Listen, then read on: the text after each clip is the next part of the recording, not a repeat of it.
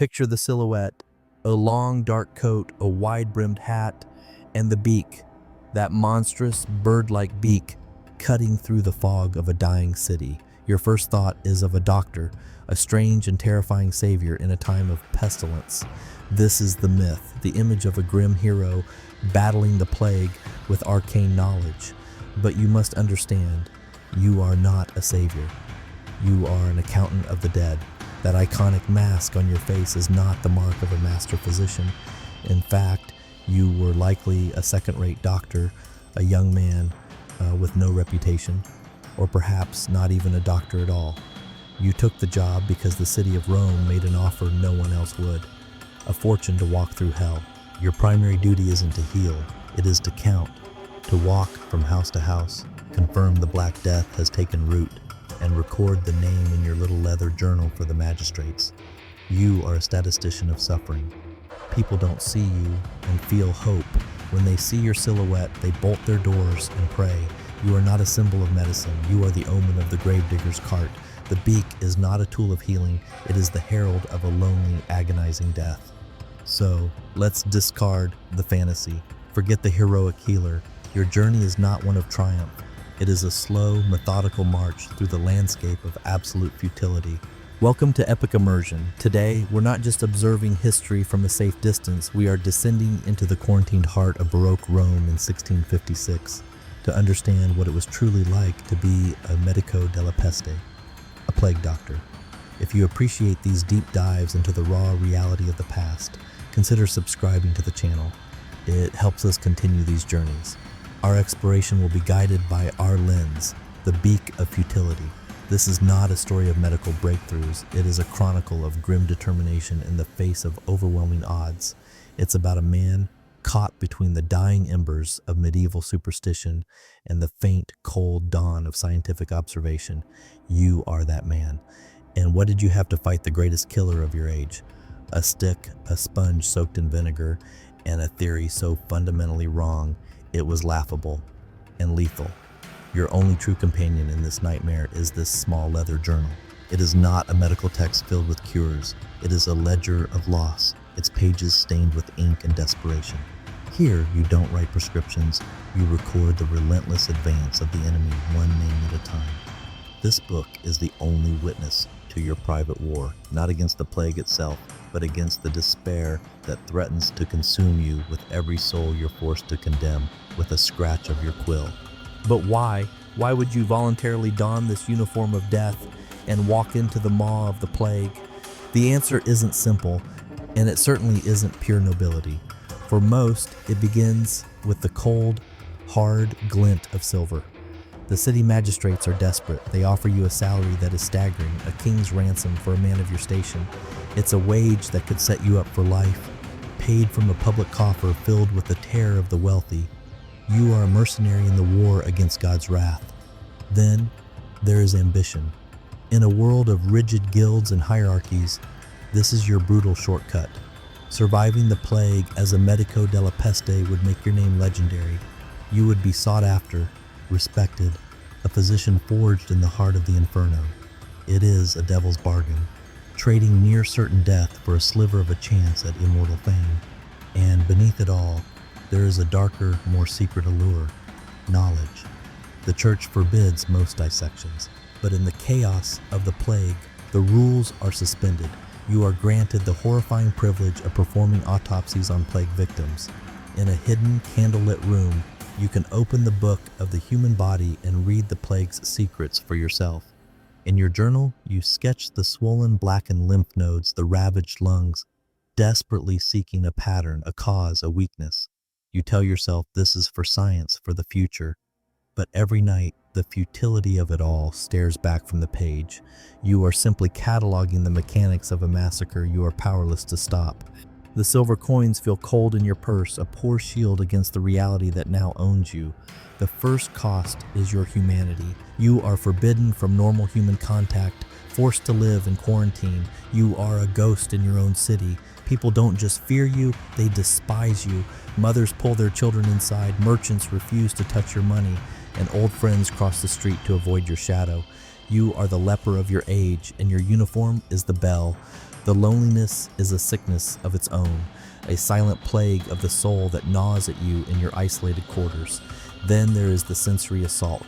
The Rome you knew is gone, replaced by a city of the dying.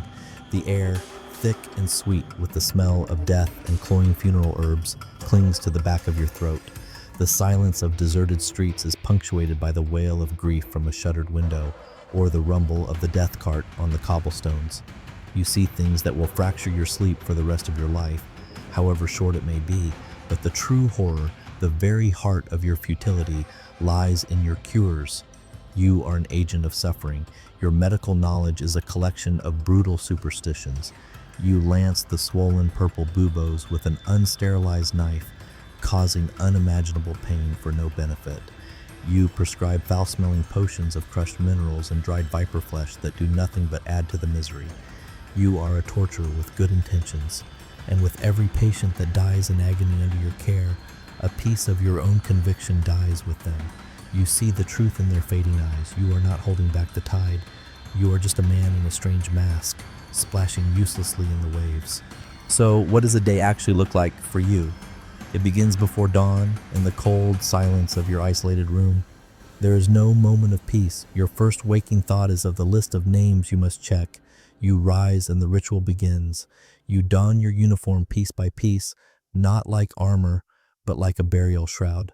The heavy waxed leather coat that stinks of old sweat and fear, the gloves, the hat, and finally, the mask. You stuff the beak with a pungent mix of camphor, mint, and cloves. Not because it will save you, you've seen too much to believe that, but because it is the only way to endure the smell of the streets. Once outside, the city is your parish. You walk a pre-planned route, your footfalls echoing in the unnatural emptiness. Your destination is the houses marked with a hastily painted red cross. You do not knock, you enter, and the same scene plays out, again and again. The heat, the smell of sickness, the shallow breathing of the dying. You do not touch them. You use your long cane to point, to lift a sheet, to check the telltale swellings in the armpit or groin. You offer no comfort. What comfort is there to give? You might leave a useless herbal tonic, a gesture as empty as a prayer in a hurricane. Then you step back outside into the contaminated air, pull out your journal, and perform your true function. You lean against the cold stone, uncap your ink, and you write. Gallo family, Via del Corso, 5 souls.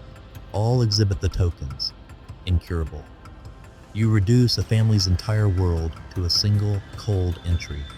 You are not practicing medicine, you are taking inventory for the grave. Then you walk to the next house and the next and the next, until the sun bleeds out of the sky and it's time to return to your lonely room to await the dawn.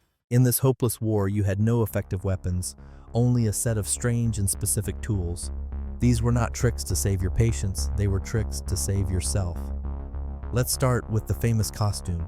It was the pinnacle of 17th century personal protective equipment built entirely on a flawed premise, the miasma theory.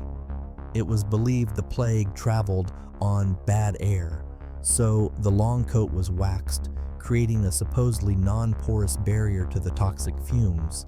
The glass eyepieces were to shield your vision from the corrupted atmosphere. The beak was the centerpiece of this theory. It was a primitive respirator filled with aromatic herbs designed to purify the air you breathed with every panicked gasp. But these tools served a second, more crucial purpose. They dehumanized you. They made you an otherworldly effigy of death, creating a wall of terror and reverence that kept the desperate, contagious masses at a distance. Your most important tool, however, was not part of the suit. It was the simple wooden or metal cane you carried. This was your wand of separation. With it, you could examine patients without a single touch, lifting their bedclothes, pointing to the buboes. With it, you could push open doors, test the floors of rotting houses, and even fend off the grieving and delirious who might try to grab you in their despair. It was the physical manifestation of your quarantine. But your greatest trick was not something you could hold. It was a state of mind. It was the cultivation of absolute ice-cold detachment. You had to learn to see a dying child, not as a child, but as a series of data points for your journal. You had to see a grieving widow not as a person, but as a potential vector of transmission. This psychological armor was the only thing that allowed you to function. The moment you allowed yourself to truly feel the suffering around you, you would be useless. You would simply collapse. So, what is the verdict on the Medico della Peste? He was not a hero, his cures were torture, and his science was fatally flawed. He was not a villain. He was a man, often greedy or ambitious, who nonetheless walked into a nightmare that few would dare. The plague doctor ultimately was a tragic figure of transition. He stood at the dawn of a new era, trying to fight a biological reality with the old weapons of superstition and theory, and he failed. But his true legacy, the one he never intended, was not in medicine. It was in data. In that small leather-bound journal, by methodically counting the dead, he was unwittingly pioneering the very concept of public health surveillance. He was the first crude attempt to fight a plague, not with prayer, but with statistics. He was the ancestor of the modern epidemiologist. And this is the bridge to our world, to the year 2025. Look at the iconic silhouette one last time.